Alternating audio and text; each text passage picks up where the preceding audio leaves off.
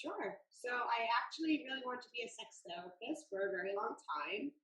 Um, and honestly, to like go back to like where that desire really originally like started, um, when I was really little, like I was always really interested, like even like from a creepily young age. Like in first grade, my principal told my mom I was the class seductress.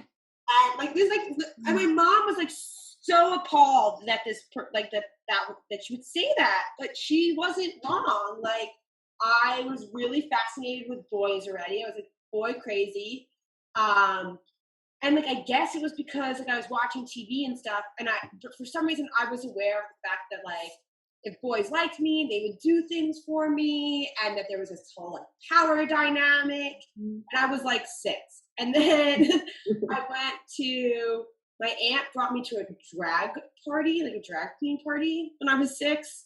I was like never allowed to hang out with her again for like years. My parents were like so livid. But that also was I actually just saw that they have this. Sorry, I'm not being succinct.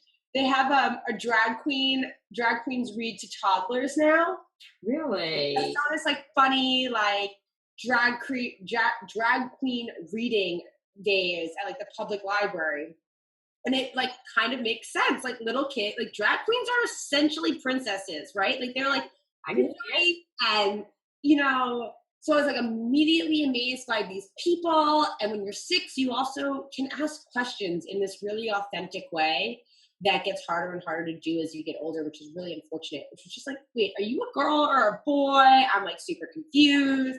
And they just explained it to me. And like my world was just like blown up. Like, I don't have to be a girl. Like, oh, and like just they taught me how to catwalk and how to strut my stuff. Wow. Um, and Awesome. and then I got in trouble. I went like back to my first grade class and told them about the difference between transsexuals and drag queens. And they called my parents and they were like, "You can't talk about this shit, Alex, in first grade." And but I was like, "Why not?" Especially because I wasn't really talking about sex. I was talking about like gender identity. Mhm. Um, and that like really kind of sparked this idea of like, why is this a taboo? What's the big deal? Like it was really black and white to me because I was so young and I didn't understand why other people would think this was a problem. And I think that like sparked my interest in the space and how it relates to like the taboo. Then I was just really horny, which always helped my interest in sex. It helps. Yeah. Well, it's funny because I hate it when I was pursuing that. I used to tell people I wanted to be a sex therapist. I'm sure you get this all the time where people think that you must be a freak that way. All the time. And like it was so annoying. I didn't like that. But like I also am a sexual person and I believe that like it's sharing my oh my god, what was this question? Why did I start this company? Yeah. Which is really quick. And so that's kind of then when I got older, I realized these were products. It's just one way, besides becoming a therapist, that I could help a lot of people. And as I'm sure you're discovering, there's a lot of challenges with the mental health field. It's really hard.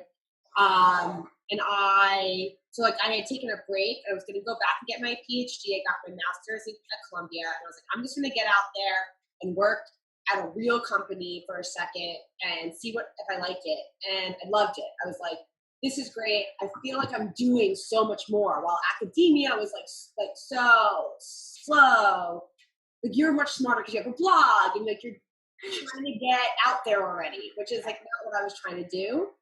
Um, and I loved working at this company. And all my ideas were essentially sex toys. There was just no brand in this space that I was excited about.